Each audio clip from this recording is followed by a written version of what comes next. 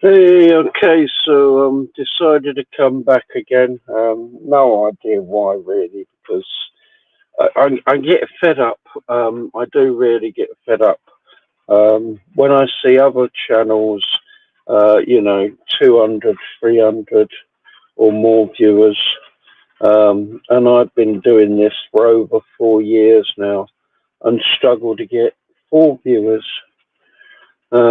Even though, I can still quite happily discuss Christianity and Islam with the best of them, um, and yet still nil viewers. Um, I was very despondent again tonight because I'm not going to name any names, but the channel was on again. I mean, he got super chat after super chat after super chat for $500, three of them. That's $1,500 just in super chats. Um, and not only was he reading them out and praising the people, but the people were also responding to these super chats and praising the people. Christians, what is wrong with you?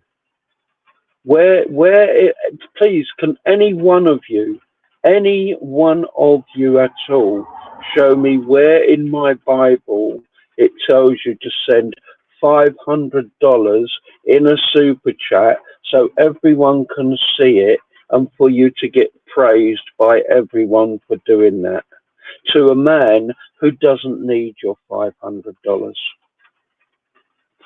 Show me in the Bible where it says that, because I totally missed that part. And it's so sad when you've got Muslims doing the same thing, and we constantly call the Muslims out for doing it and saying, look, see how false they are because they're constantly asking for money. And then you've got Christian brothers doing exactly the same thing. And yet they cannot see the danger that, you know, this is leading them into, which is another big shame of it. They can't see that this is not godlike, it's not from God, and it's got absolutely nothing to do with God, because God wouldn't do that.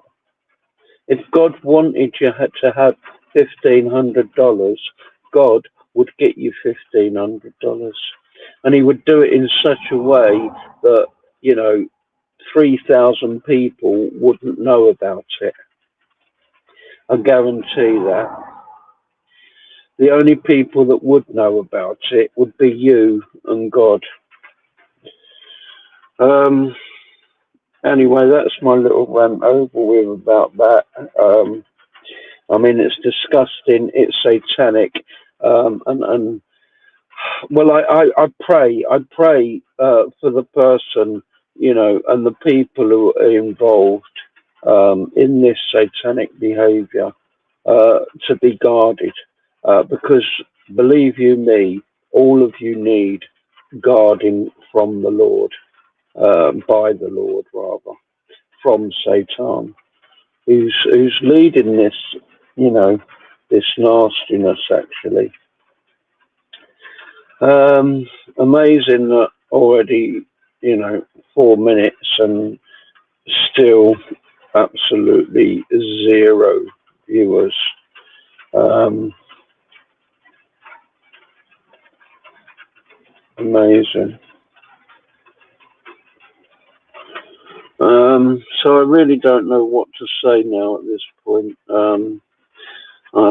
I mean, I could talk about Matthew's gospel being the first gospel ever written, because the Jews at the time said that Jesus can't be the Messiah because he's not from the line of David, and you know he wasn't born in Bethlehem, which is why Matthew wrote his gospel first, to prove that he was from the line of David, and he was born in Bethlehem, which is why it starts with the genealogy of Jesus, and then the second chapter moves on to his birth in Bethlehem. He's also the gospel, the one who quotes the Old Testament more than any of the other three gospel writers. Again, because he wrote specifically for the Jews in Hebrew, and of course, quoting the Old Testament is their book, and so by doing that and quoting that more often than anyone else, also gives the Jews the clear perspective that Jesus was the Messiah to come, the Messiah that they were waiting for. It's also why in his genealogy there's three groups of 14. Three groups straight away, that leads you into the Psalms, because you have three groups of 50 Psalms, 40 days, that he showed himself, and then another 10 days to Pentecost, making 50, and 350s, Father, Son, Holy Spirit, 150 Psalms written by David. So there first you have the connection there. Three groups of 14. Why three groups of 14? And for Matthew to leave three groups of 14, he had to muck about with the figures. He had to leave out two or three kings, which he did, and for specific reasons.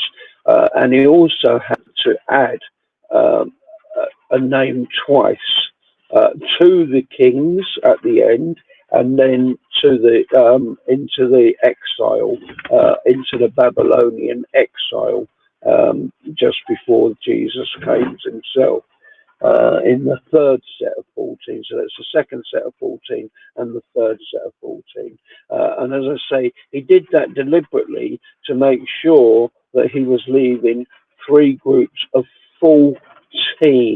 Why three groups of 14? Because when you take David's name in Hebrew, there's no vowels. So you're left with just two D's and a V. DVD, David's name. Hebrew letters have numerical value. How much is a D worth? It's worth 4. How much is a V worth? It's worth 6. So when you take David's name in Hebrew with the numerical value, you end up with 14. 2 4s and a 6. 14. When you take Jesus, the Passover lamb for all of us, what date is the Passover? The 14th of Nisan. The 14 of Nisan.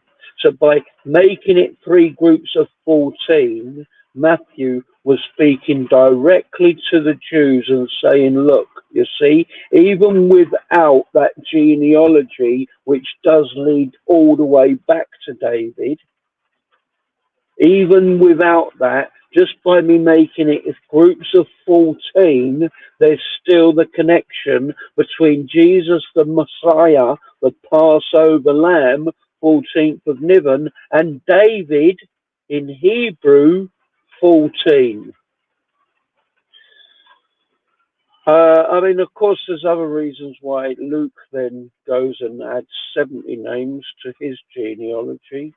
And that's regarding forgiveness, and Jesus being, Luke writing about Jesus's priestly role, whereas Matthew concentrated more on Jesus's kingly role. And then, of course, 70 names in Luke's gospel, as I say, leads to the forgiveness aspect of Jesus. Because, how many times should I forgive my brother when he sins against me? I say 70 times 7, 70 names, 7 days of creation, 70 times 7 forgiveness. See how beautiful our book is.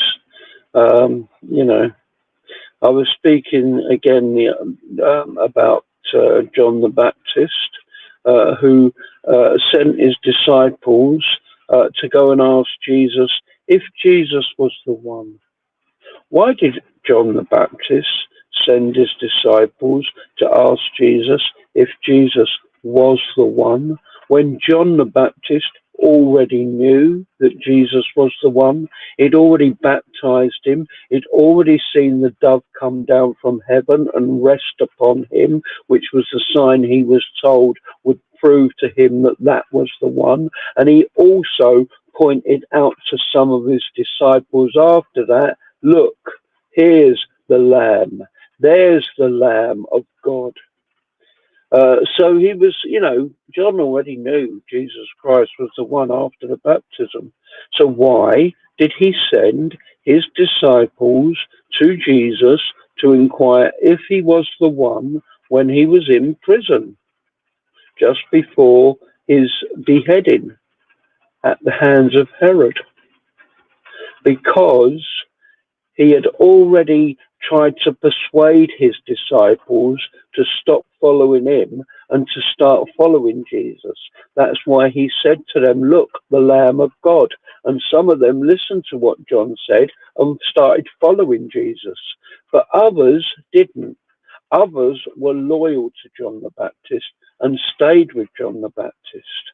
And because John the Baptist was in prison and he knew he wasn't getting out of that prison alive, he also knew that unless he persuaded his disciples at that point to make sure to go and follow Jesus after he was unalive, they wouldn't have bothered to follow Jesus after he was unalived, because they would have blamed Jesus for John being unalived, and they would have, you know, said, well, if he's so brilliant, why didn't he come and save him? So John the Baptist knew he had to do something special to get the rest of his disciples and followers who were still loyal to him to follow Jesus after his unaliving.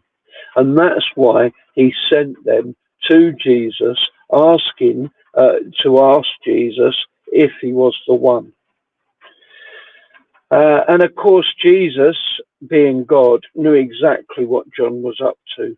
Jesus knew that John didn't send his disciples to him for John's benefit to find out if he was the one, because Jesus, again, likewise, already knew that John knew he was the one. Jesus cottoned on straight away that John was sending these men to him so that he could prove to them he was the one, so that they would follow him. That's why in one of the Gospels, and I'm not quite sure which one it is, most of them just say, you know, he sent them straight back saying, tell John, the blind are healed, the lame are, you know, they're healed, the dead are raised.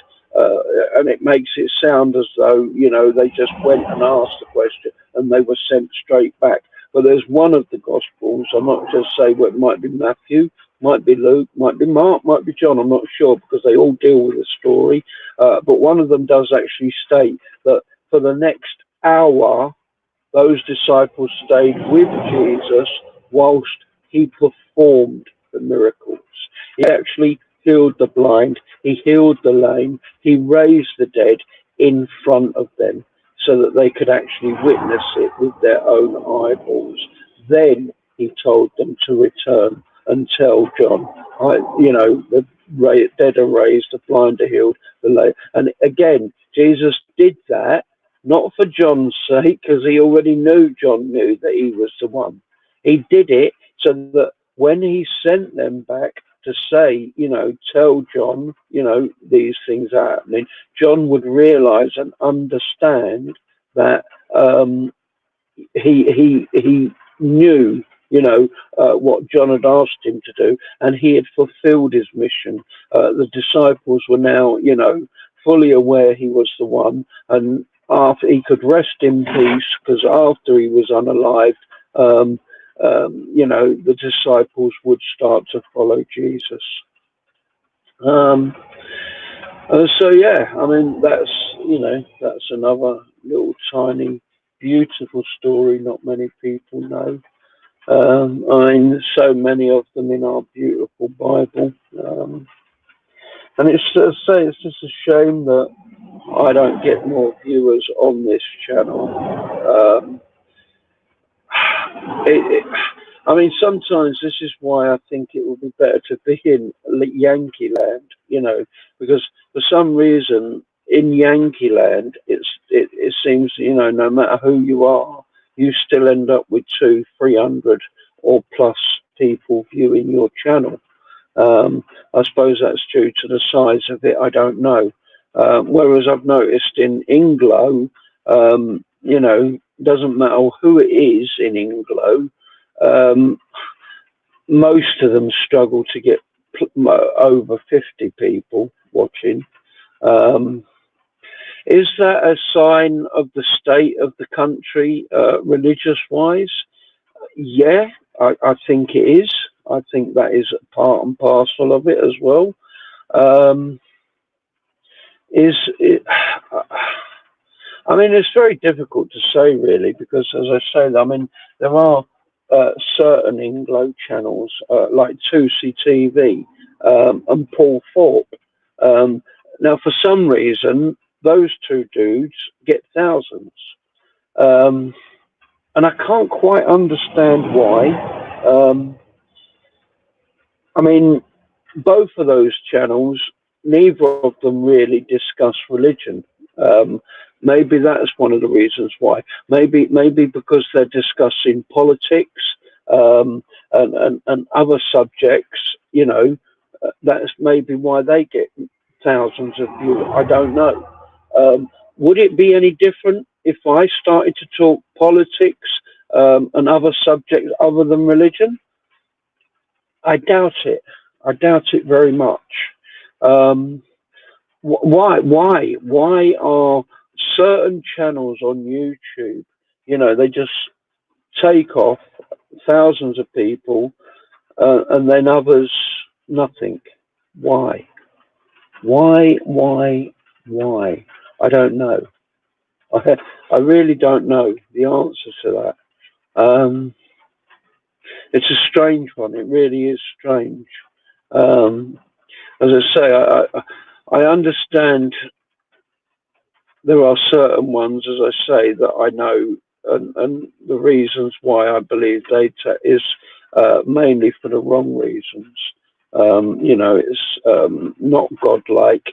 There's things that are happening which are, as I say, not godlike. They're more satanic-like than godlike. When it comes to large sums of money, you know, super chats and all that sort of stuff.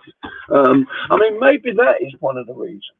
Maybe, you know, that has got something to do with it.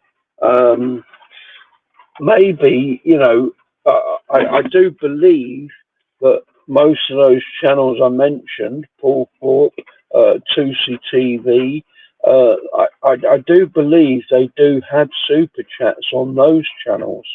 And maybe that's it. Maybe, you know, if I started to have super chats, maybe, you know, YouTube would start to push it more, and it would get more popular. Um, I, I, I, I mean, that is definitely, you know, a valid reason in today's world. Why the popular channels are popular and the unpopular ones are unpopular, because of money. I mean, let's face it. In today's world, virtually everything comes down to money. You know, in some shape or form or other, it's all to do with money.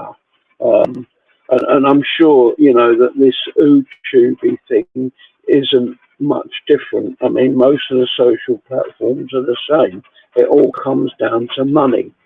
Um, and maybe that's why, you know, maybe because I'm not pushing the money aspect and the super chat aspect, YouTube doesn't push it. And so no one really knows. I don't know. I really don't. I mean, of course, there would be an easy way to find out. The easy way to find out would be for me to switch the super chat on and see if it attracted more viewers. Um, of course, the only problem with that is I don't know how to switch the super chat on. Oh, automatically add presented media to stage. Audio avatars.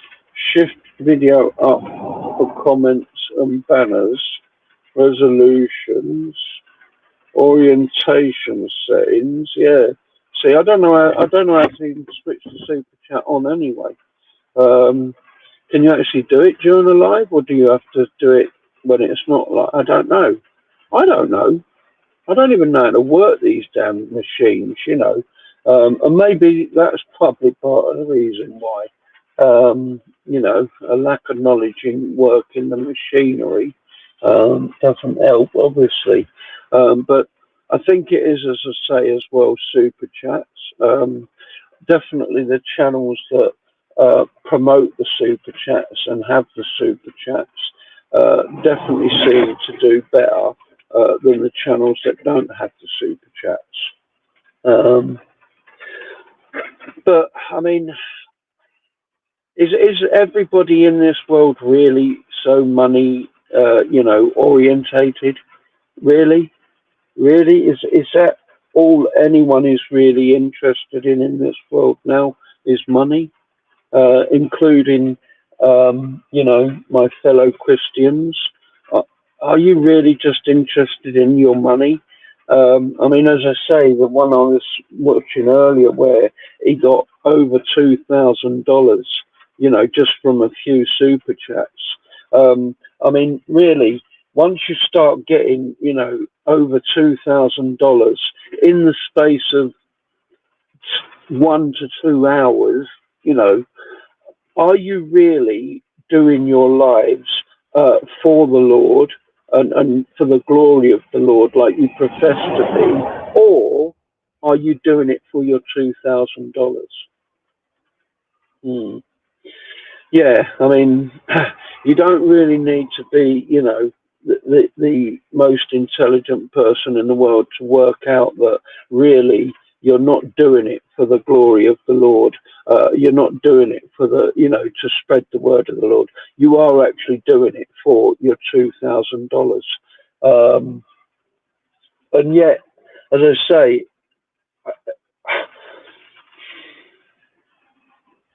I mean, yeah, I mean, it's not really difficult to see why you are getting hoodwinked into thinking that all of that is coming from God, and you're getting that all from God.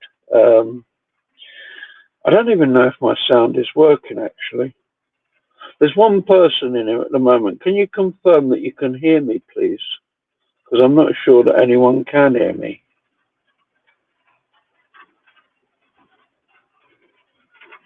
And it looks like no one, but he can hear me because he hasn't confirmed that he can hear me.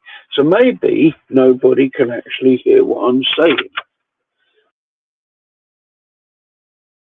All right, you can hear me. Okay, thank you, Freddie. I mean, I wasn't sure because it was on through Bluetooth, so I wasn't 100%, but I've switched the Bluetooth off now. Yeah, I mean, it's very difficult to understand why, after 4 years, um, I failed to attract 2 or 3 people, even though my knowledge of Islam and my knowledge of Christianity is such that I should really be, up into the hundreds and 200s. Such as, for instance, John 20:17, a verse much used by the Muslims, to prove that Jesus Christ had a God, where Jesus Christ is speaking to Mary Magdalene, and he's saying to her, "Don't touch me yet, for I have not yet ascended to my Father and your Father, and to my God and to your God. Why did he make the distinction?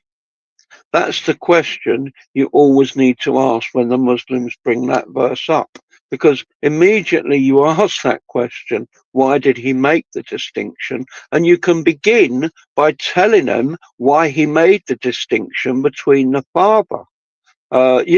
Because we are adopted sons of God. He is not an adopted son of God. He's the only unique begotten Son of God. That's why he made the distinction between the Father. And then you go on to ask them, after you've told them the distinction between the Father, why did he make the distinction between the God when there's only one God? And of course, as I say, they can never answer that. And yet, as I say, from all the apologists I see, even the ones who get 3, 4, 5,000 people, never ever have I heard them say or use that, ever. As I say, when it comes to the writer of the book of Hebrews, it was Paul.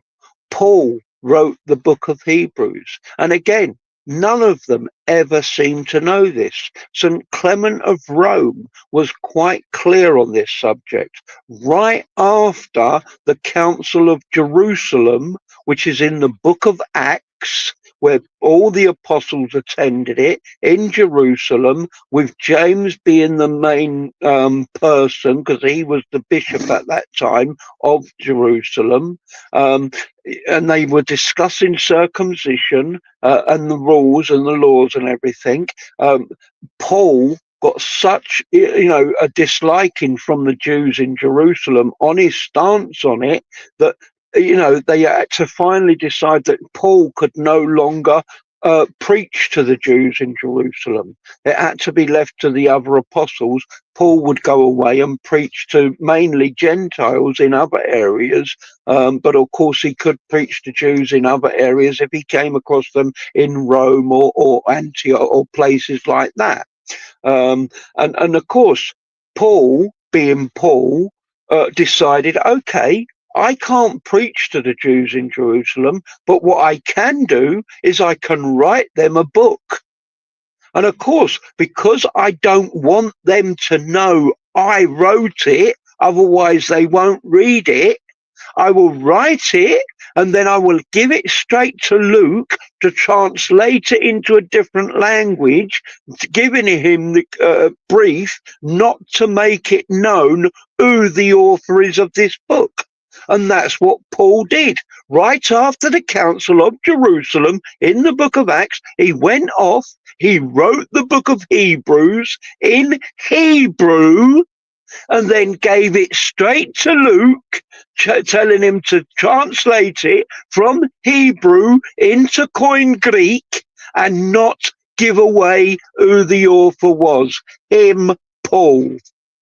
And yet again, as I say, thousands and thousands of times I see these apologists and they come up, they get asked who was the writer of Hebrews, and they say, I don't know. And it's so frustrating when, as I say, there are people who are there who have this knowledge, who know this knowledge, and yet they can't get this knowledge out. And when they try to get it out, they actually get blocked by these same Christian apologists. I was on another famous rabbi's channel, Messianic Rabbi, and I told him, Paul wrote the book of Hebrews in Hebrew specifically for the Jews. He laughed it off, and didn't really believe me. And then a little bit after that, I was telling him how Matthew was the first gospel written out of the 4 gospels. And again, that was written in Hebrew specifically for the Jews. because the Jews were saying Jesus is not the Messiah, he's not from the line of David, and he wasn't born in Bethlehem. And so Matthew wrote his gospel first, roughly 4 to 5 years after the crucifixion and resurrection, the passion, specifically for those Jews who were saying he can't be the Messiah. That's why Matthew's gospel starts with the genealogy of Jesus Christ and then goes into the second chapter of how he was born and where he was born and everything surrounding his birth. Because the Jews were saying he can't be the Messiah. And again, when I told him that he banned me. He banned me. Just for telling him Matthew wrote the book of his gospel first, specifically for the Jews in Hebrew. And it's so frustrating, it really is, when you, as I say, when you have this knowledge, and you see, as I say, other people, and they're doing super chats, and they're encouraging people, $500. Oh, you're beautiful, you're wonderful, may God bless you. And then they send another $500. Oh, wow, you're so amazing. And then another one sends another 500. Oh, wow, how wonderful and beautiful you are. May God bless you. May God abundantly. Do you really think God is going to be pleased with that? Seriously, who thinks anywhere, please tell me, I just want one Christian to come up and debate me on this point. Who thinks that God is pleased with those apologists doing that in front of 3,000 people, praising people for sending them $2,000 plus, and praising them and everyone else praising them? Seriously. Who even thinks that is from God? Who even thinks God is behind that and is doing that and pushing that? Because I can tell you it's not. It's not coming from God. There is someone who's helping to do that, and there is someone who's helping to push that. It ain't God. It's the Antichrist. Lord have mercy. Seriously, Lord have mercy.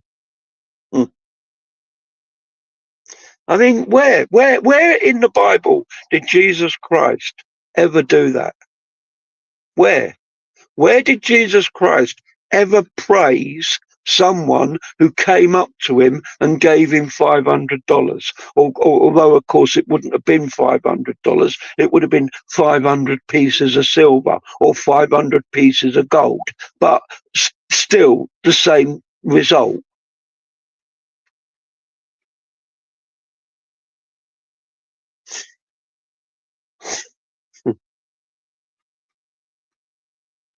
Never. And did it happen? Yes. I can guarantee you it did happen. The woman who was cured of 12 years of a blood order when she touched the hem of his garment was rich. Read the story. She had paid for medical advice for 12 years. You cannot pay for medical advice back in Jesus's time unless you were extremely rich and extremely wealthy. This lady was extremely rich and extremely wealthy.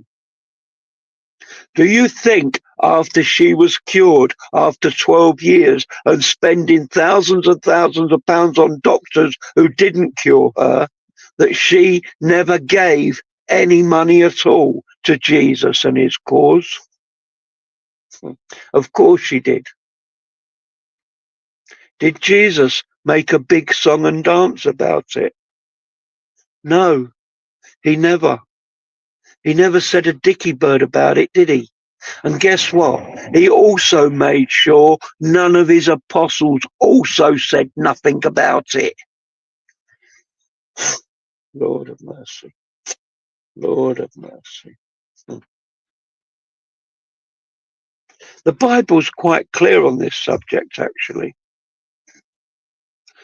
When you are giving, make sure the left hand ain't got a Scooby-Dooby-Doodah what the right hand is doing. Or it might be the other way round. Make sure the right hand don't know what the left hand is doing. In other words, don't tell no one. Yes, you're giving money to somebody. Yes, you're doing good. Yes, you're doing God's work.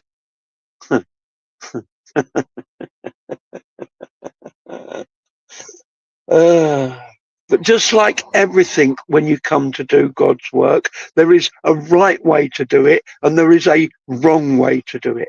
Everything you do for the Lord, you do it righteously. It doesn't matter what it is. If you judge someone, judge them righteously.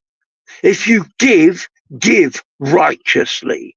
If you pray righteously. And the Bible, as I say, is quite clear on both those points of praying and giving. Lock yourself away in a room and do it privately. Don't let nobody know. Oh, Lord.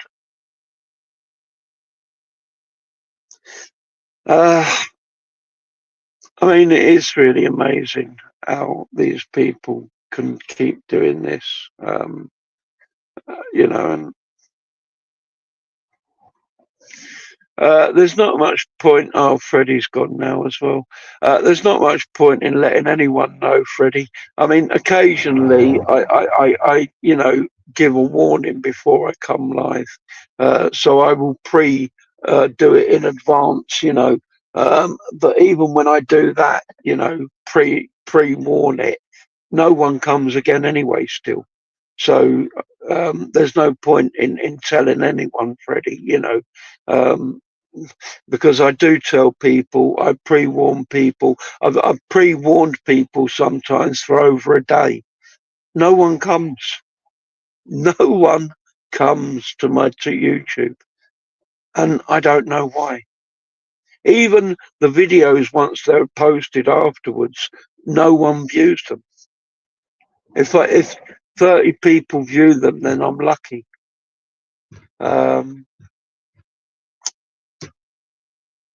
I mean, obviously, you know, the Lord, for some reason, I don't think the Lord wants me.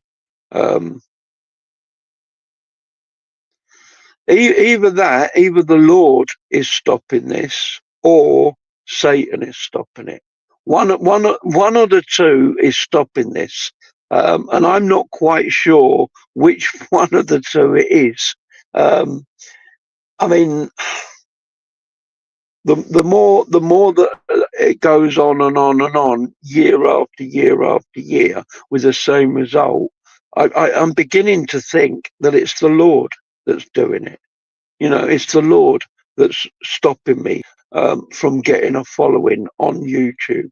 And I say, I can only assume it's because I live in the UK and things are so bad in the UK at the moment that if I was to get such a following, you know, it could be disastrous for me.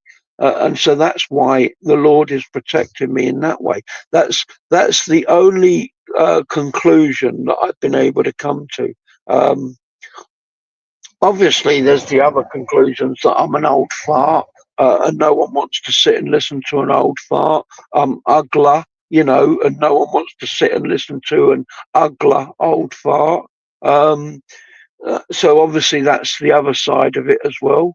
But yeah, who knows the real reason? But there you go. I mean, that's 40 minutes now. No one really listening or viewing. So I'm going to end it there, folks. God bless you all. Peace of Christ to you all. Anybody who actually does come across this video and watch it, God bless you for